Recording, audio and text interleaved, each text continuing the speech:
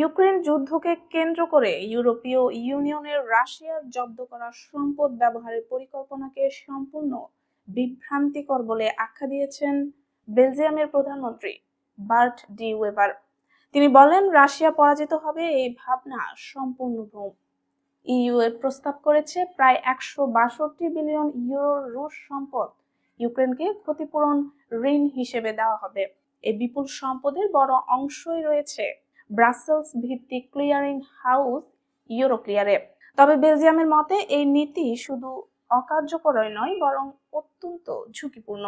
Belgium সরকার বলছে, এমন পদক্ষেপ নিলে দায়ভার সব ইইউ দেশকেই ভাগ করে নিতে হবে।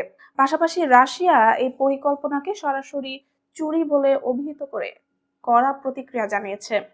মস্কো হুঁশিয়ার করছে, তাদের রিজার্ভ দখলে নিলে দীর্ঘমেয়াদী আইনি সংঘাত থেকে শুরু করে প্রতিশোধমূলক ব্যবস্থাও নেওয়া হবে।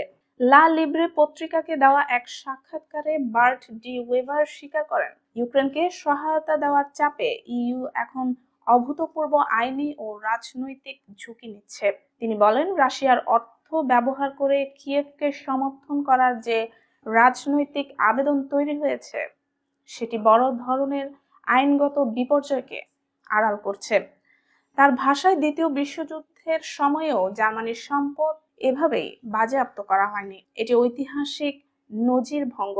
ডি ওয়েবার আরো বলেন, যুদ্ধ শেষে পরাজিত রাষ্ট্রকে বিজয়ী পক্ষের ক্ষতিপূরণ দিতে সম্পদ ছাড়তে হয়, এটাই ইতিহাস।